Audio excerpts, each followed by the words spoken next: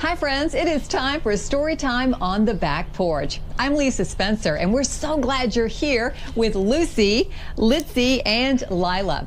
I'm so excited about today's story. This story was a favorite of my son Nick and also my daughter Allie. This book was always at their grandmother's house and they read it over and over again. It's called The Giant Jam Sandwich and it's written by Vernon Lord with verses by Janet Burroway. Now the town has a big problem and they get very creative to solve that problem. Let's find out about it. One hot summer in Itching Down, 4 million wasps flew into town. They drove the picnickers away. They chased the farmers from their hay. They stung Lord Swell on his fat, bald pate. They dived and hummed and buzzed and ate. And the noisy, nasty nuisance grew till the villagers cried, "What can we do?" So they called a meeting in the village hall, and Mayor Muddlenut asked them all, "What can we do?" And they said, "Good question." But nobody had a good suggestion. Then Bap the Baker leaped to his feet and cried, "What do wasps like best to eat?" "Strawberry jam!" Now wait a minute.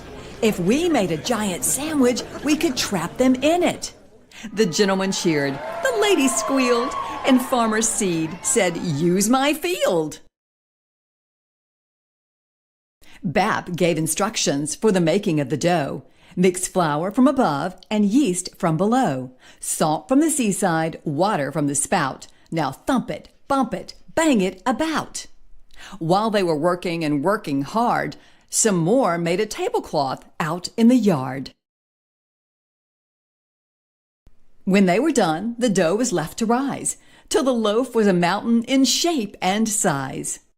They hitched it up with a bit of fuss to tractors, cars, and the village bus, and took it to the oven they had made on the hill, 50 cookers in an old brick mill. For hours and hours they let it cook. It swelled inside till the window shook. It was piping hot when they took it out, and the villagers raised a mighty shout.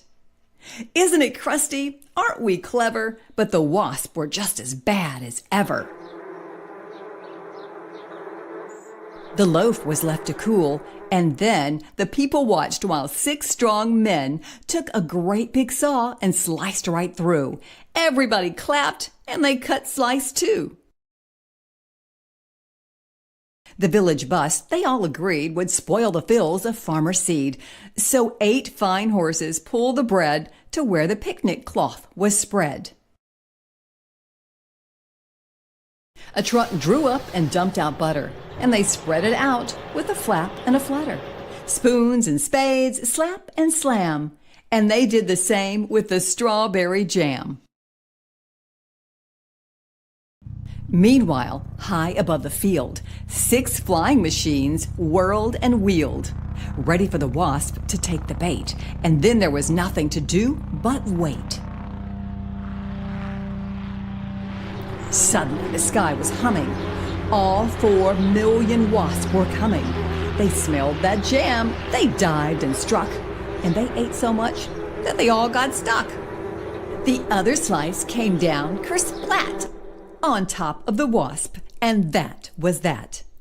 There was only 3 that got away, and where they are now, I cannot say.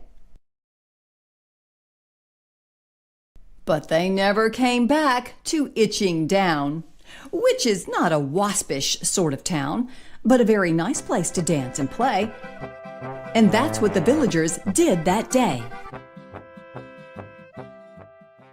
What became of the sandwich? Well, in Itching Down, they like to tell how the birds flew off with it in their beaks and had a feast for 100 weeks.